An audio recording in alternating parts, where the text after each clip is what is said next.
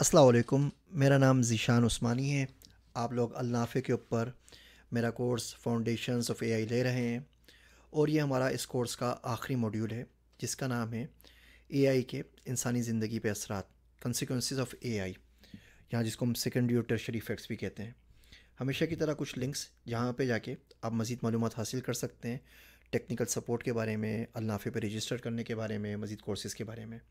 तो आइए, ये बहुत ही ज़्यादा इंटरेस्टिंग मॉड्यूल है हमारे कोर्स का और आखिरी मॉड्यूल है कॉन्सिक्वेंसेस ऑफ एआई का। इसको शुरू करते हैं। How AI is going to affect an ordinary person, why I have to worry about AI and its advancement, my life is all set in my small city और village, why I need to learn emerging technologies, what it has to do with me. ये वो 4 top questions हैं जो मुझे हमेशा सुनने को मिलते हैं जब भी मैं किसी शख्स से मसनूई ज़हानत या एआई की बात करता हूँ। मैंने एआई के ऊपर उर्दू में किताब लिखी पाकिस्तान के लिए।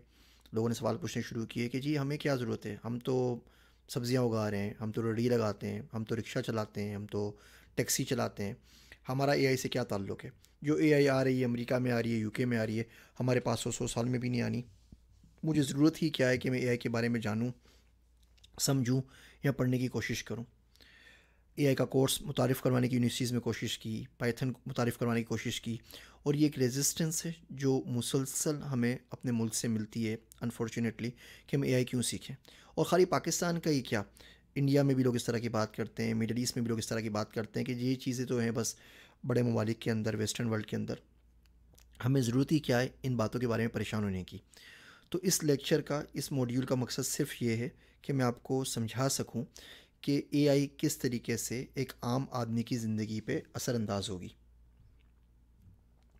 चलें एग्ज़ाम्पल के तौर पे सेल्फ ड्राइविंग कार की एग्ज़ाम्पल ले लेते हैं। एग्ज़ाम्पल इसलिए लेते हैं कि आप लोग पिछले मॉड्यूल्स के अंदर अपनी एक किसी लेवल की छोटी मोटी सी सेल्फ ड्राइविंग कार बना चुके हैं।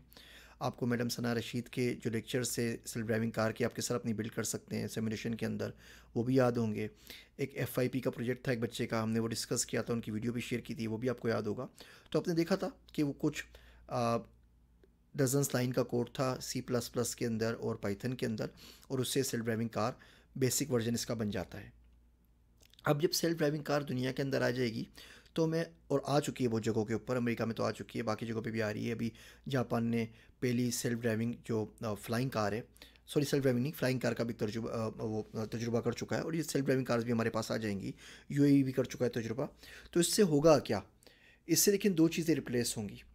एक तो इससे हम ड्राइवर रिप्लेस कर रहे हैं, जो ड्राइवर गाड़ी चला रहा था उसके बदले अब एक एआई का एल्गोरिथम है जो गाड़ी चला रहा है। तो हमें ड्राइवर की ज़रूरत नहीं है। वो ड्राइवर कोई आपके पास वो शख्स भी हो सकता था जिसको आपने तनख्वाह पे नौकरी पे रखा है ड्राइवर की जॉब के ऊपर, और वो आप खुद भी हो सकते थे कि आप गाड़ी चला रहे थे। दोनों सूरतों के अंदर व्हील के पीछे जो बंदा इंसान मौजूद था, अब हमें वो नहीं चाहिए क्योंकि उसका काम एआई ने संभाल लिया है।